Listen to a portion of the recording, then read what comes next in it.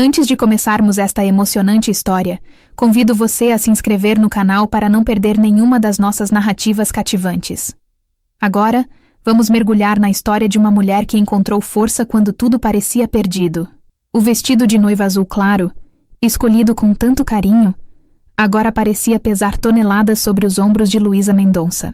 Parada na entrada da igreja Nossa Senhora da Consolação, no centro de São Paulo, ela olhava fixamente para o relógio dourado em seu pulso. 16h45. 45 minutos de atraso. O burburinho dos convidados atrás dela crescia a cada minuto, misturando-se com o som dos carros que passavam pela avenida movimentada. Ele deve estar preso no trânsito, repetia Dona Conceição, sua mãe, pela 10ª vez, enquanto ajeitava nervosamente o arranjo de flores no cabelo da filha. Mas Luísa, aos 38 anos, conhecia Carlos bem demais para acreditar nisso. 15 anos de relacionamento lhe deram uma intuição aguçada. Algo estava errado. O padre João se aproximou com um olhar compassivo. Luísa, talvez devêssemos... Antes que ele pudesse terminar, o telefone de Luísa vibrou. Uma mensagem. Apenas uma mensagem após horas de silêncio. Suas mãos tremiam enquanto desbloqueava a tela. Não posso fazer isso. Perdoe-me. 7 palavras. 15 anos reduzidos a 7 palavras frias em uma tela de celular. O mundo ao redor pareceu congelar enquanto o sol da tarde paulistana iluminava o rosto agora pálido de Luísa. Não houve lágrimas. Não imediatamente. Apenas um vazio imenso, como se o chão tivesse desaparecido sob seus pés. Ele não vem, disse ela, com uma voz que não parecia sua. O casamento está cancelado. Luísa Mendonça sempre foi conhecida em Botafogo, bairro do Rio de Janeiro onde cresceu, como a menina dos livros. Filha única de professores universitários, desenvolveu desde cedo uma paixão pela literatura brasileira. Aos 23 anos, já formada em letras pela UFRJ, mudou-se para São Paulo para fazer mestrado na USP. Foi em uma livraria na Avenida Paulista que conheceu Carlos Oliveira, um arquiteto carioca que também havia se mudado para a capital paulista. Ele estava folheando um livro de Clarice Lispector, quando Luísa, sem querer, esbarrou nele ao tentar alcançar o mesmo título em uma prateleira alta. Desculpe, ela murmurou, ajeitando os óculos de armação vermelha que escorregavam pelo nariz delicado. A culpa foi minha, respondeu ele, com um sorriso que iluminou seus olhos castanhos. Parece que temos o mesmo gosto literário. Aquele encontro casual se transformou em um café, depois em um jantar, e logo em um relacionamento que parecia destinado a durar para sempre.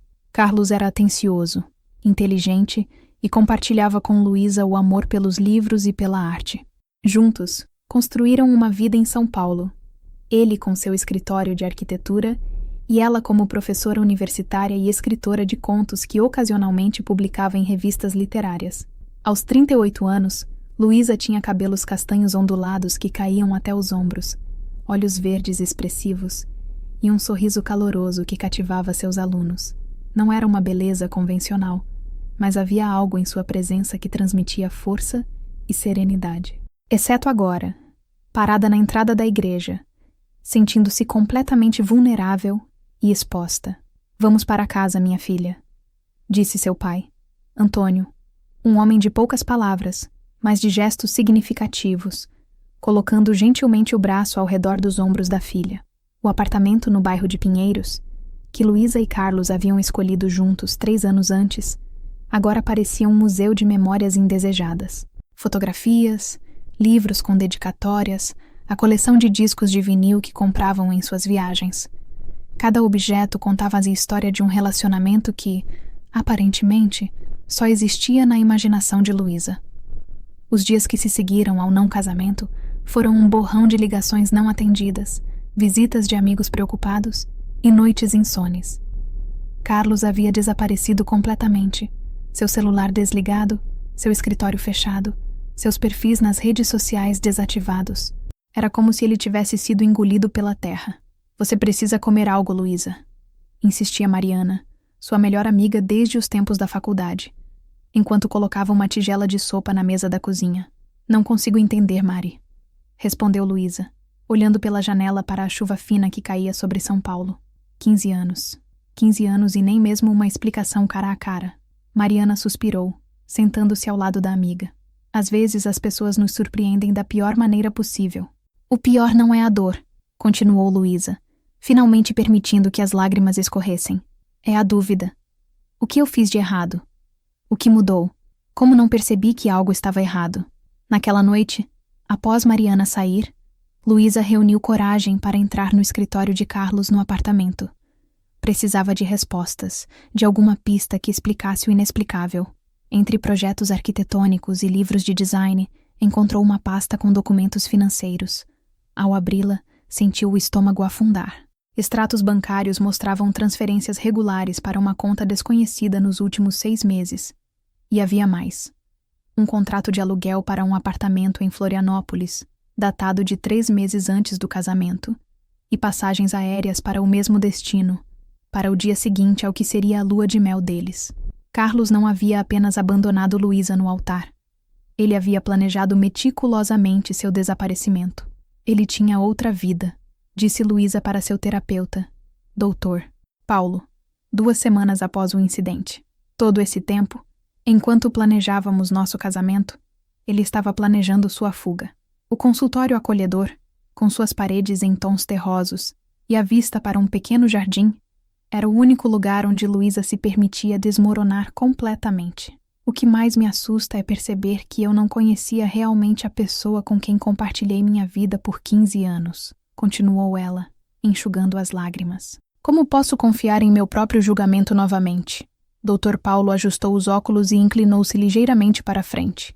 Luísa, o que Carlos fez não reflete quem você é, ou sua capacidade de julgamento.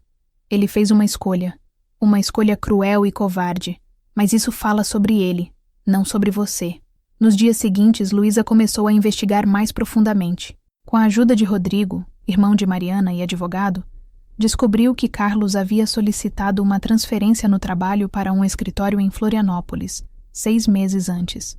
Também encontraram registros de ligações frequentes para um número de Santa Catarina. Você quer que eu continue investigando? Perguntou Rodrigo, preocupado com o impacto que cada nova descoberta tinha sobre Luísa. Ela hesitou, olhando para a xícara de café entre suas mãos. Estavam sentados em uma cafeteria próxima à USP, onde Luísa havia retomado suas aulas na semana anterior. Não, respondeu finalmente. Acho que já sei o suficiente. Continuar procurando só vai prolongar a dor. Naquela tarde, ao retornar para casa após as aulas, Luísa encontrou um envelope na portaria. Seu nome estava escrito na caligrafia familiar de Carlos. Com o coração acelerado, abriu-o no elevador. Dentro havia apenas um cartão com as chaves do apartamento e uma nota curta. O apartamento está no seu nome agora. É o mínimo que posso fazer. Não me procure, por favor. C. Não havia explicações, pedidos de desculpas ou qualquer indício de remorso. Apenas um gesto prático que parecia mais uma tentativa de limpar a consciência do que um ato de consideração. O outono em São Paulo trouxe ventos de mudança. 3 meses após o casamento que não aconteceu, Luísa pintou as paredes do apartamento, substituiu os móveis da sala e transformou o antigo escritório de Carlos em um espaço de leitura aconchegante. Estou redesenhando minha vida, explicou ela para Dona Conceição, que veio do Rio para passar alguns dias com a filha. Cada mudança é uma forma de me reconectar comigo mesma. Sua mãe sorriu, ajudando a organizar os livros nas novas estantes. Você sempre foi forte, minha filha. Desde pequena, enfrentava os desafios de cabeça erguida. Nem sempre me sinto forte, confessou Luísa. Ainda tenho dias em que acordo e a primeira coisa que sinto é aquela dor no peito, como se algo estivesse faltando. É normal, respondeu Dona Conceição, segurando as mãos da filha. A dor não desaparece da noite para o dia, mas olhe ao seu redor. Você está criando algo novo a partir dos destroços. E era verdade. Além das mudanças em casa, Luísa havia iniciado um grupo de leitura com seus alunos aos sábados, começado a praticar yoga e retomado a escrita de seus contos, algo que havia negligenciado nos últimos anos do relacionamento. Foi durante uma dessas sessões de escrita que recebeu um e-mail de uma editora interessada em publicar uma coletânea de seus contos. O editor, Miguel Santos, havia lido alguns de seus trabalhos publicados em revistas literárias e acreditava que havia potencial para um livro. Isso é incrível, Lu! exclamou Mariana quando Luísa compartilhou a notícia durante um jantar. Você sempre sonhou em publicar um livro. É estranho, refletiu Luísa brincando com a taça de vinho.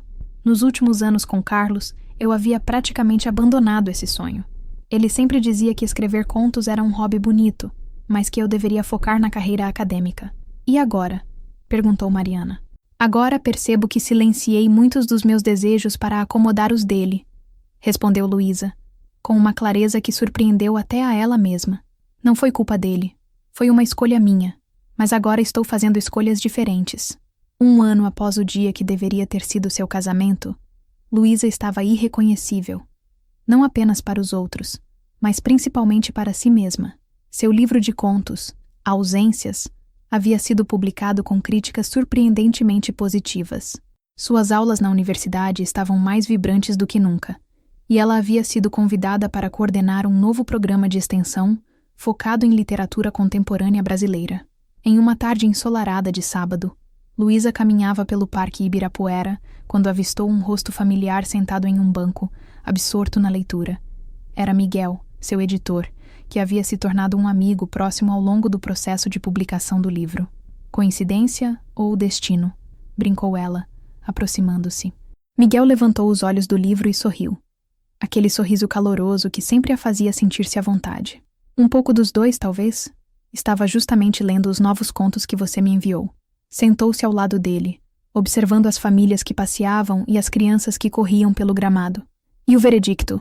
Ainda melhores que os anteriores, respondeu ele fechando o livro. Há uma leveza neles, mesmo quando abordam temas difíceis. É como se você tivesse encontrado uma nova voz. Luísa sorriu, pensando em como sua vida havia mudado. Sabe, Miguel, há 1 ano eu estava parada na entrada de uma igreja, vestida de noiva, esperando por alguém que nunca chegou. Naquele momento, pensei que minha vida havia acabado. E agora? Perguntou ele, seus olhos encontrando os dela. Agora percebo que foi apenas o início de algo novo, respondeu ela, sentindo o sol de São Paulo aquecer seu rosto. Aquele dia não foi o fim da minha história, foi apenas o fim de um capítulo. Enquanto conversavam sobre livros, sonhos e possibilidades, Luísa sentiu uma sensação de paz que não experimentava há muito tempo. Não sabia o que o futuro reservava, se haveria um novo amor, novas decepções ou novas alegrias. Mas havia aprendido que a vida raramente segue o roteiro que planejamos, e que às vezes os desvios mais dolorosos nos levam exatamente para onde deveríamos estar. Se você gostou desta história de superação e recomeço, não se esqueça de se inscrever no canal, deixar seu like e compartilhar seus pensamentos nos comentários. Suas interações são o que nos motiva a continuar trazendo histórias que tocam o coração e inspiram. Até a próxima narrativa.